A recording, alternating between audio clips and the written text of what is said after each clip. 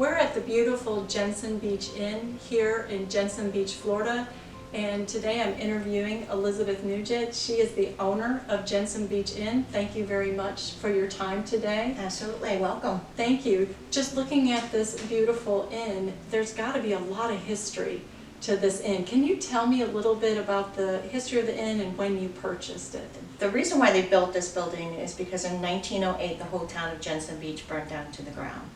And Henry Flagler was good friends with a local commercial fisherman, R.R. Crew, and they decided they wanted to build something out of fireproof bricks and revitalize downtown Jensen. So initially this building was multi-purpose. It was the post office, it was the bank, it was the doctor's office, the ice creamery, it was everything. My husband and I, we bought it. We're going on 8 years now that we bought it as a foreclosed property.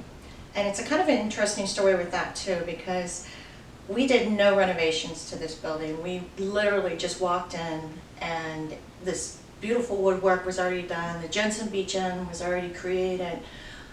We just brought in the furniture, and we did that on a budget of $50,000. We bought everything from Craigslist to estate sales to consignment shops. The people that I meet are from like all over the world, and they end up becoming friends and family. As people come here, they feel like it's their second home because it's so comfortable.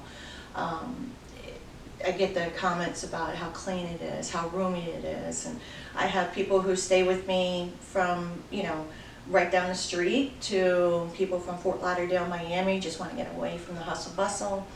And when they come here, they love it so much, they tell their friends and family. Since this is classified as an actual inn, I'm sure you have certain standards and regulations that you have to comply with. Tell me a little bit of the difference between you and an Airbnb versus a hotel. I get inspected. I ensure that each of my rooms is impeccably clean, sanitized.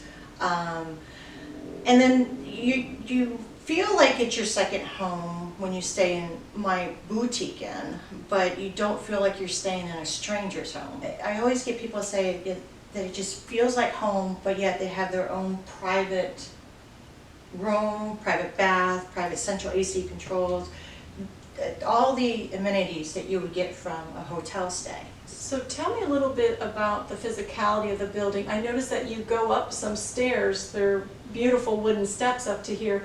Is it all on one floor, the inn and the rooms? Do you have access, elevator access? But yeah, we do have an elevator where handicapped accessible. We have our gating room that's handicapped accessible. As far as people can, you know, they have their own private key to get in, so the inn is always locked at all times, which is a nice feature, safety feature. We have a total of 7 rooms, and they're all on the second floor. So a majority of those are king-size rooms, and then we have 2 suites, a king-size suite and a queen-size suite. That one requires 2 night stay. It actually has a little living room, kitchenette, and separate bedroom, almost like a little efficiency apartment per se.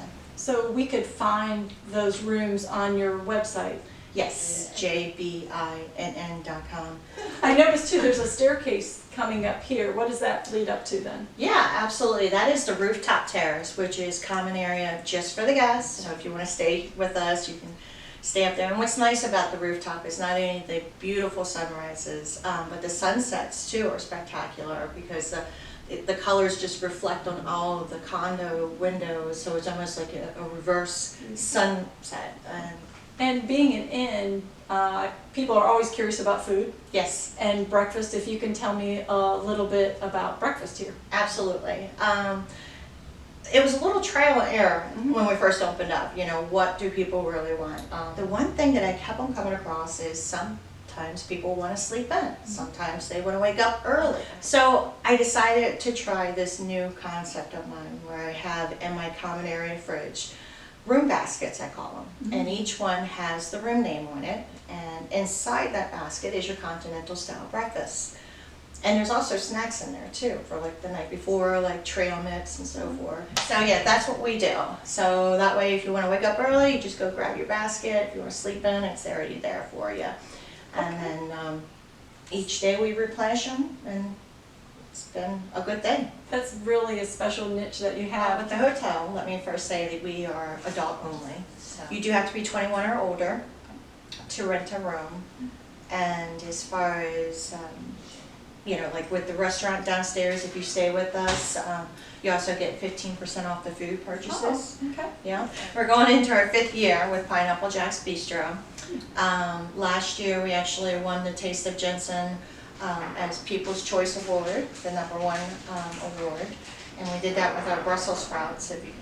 So with the restaurant downstairs, we have a lot of food specials down there. We have 3-course meal for only $17 up until 5:30 every day.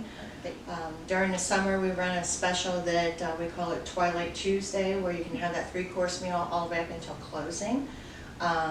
Brings people out on a Tuesday. We also do like a $5 burger on Monday night. And we also do events and parties and receptions and baby showers. And we have a beautiful space downstairs, 150 seats, full liquor. We're open Monday through Friday from 4 until close, and then on the weekends we actually open up at 9:30 in the morning for breakfast, brunch, lunch, and dinner. And we do bottomless Bloody Marys with Tito's until 3 o'clock, and bottomless mimosas and bellinis. And the brunch menu is just to die for. So this location is downtown. Why do people come here anyways to Jensen Beach? What is there to do? To the many restaurants and bars that are here, and we have a lot of them, from Pineapple Jack's downstairs to Crawdaddy's. Who doesn't know about Crawdaddy's? I mean, they've been there forever. Another great restaurant with, you know, some romantic night, 11 Maple Street, which if you haven't heard about them, food is delicious there. They were actually on Emerald Lagasse's show as one of the best finds of all of South Florida. You know, the Taco Tiki place, there's bands, there's music. If you want to go over to the beach, it's just a mile over the bridge. It's there for you. The other thing too is that not only just be in the heart of Jensen Beach when it's just your typical night, but there's also nights that you want to be in the heart of Jensen Beach. Like every Thursday night is Jam and Jensen, so it's like this huge street party with vendors that line up on the street. Pineapple Festival, which is right around the corner. Shine and yep. You can't beat your location. No. Fabulous. Thank you.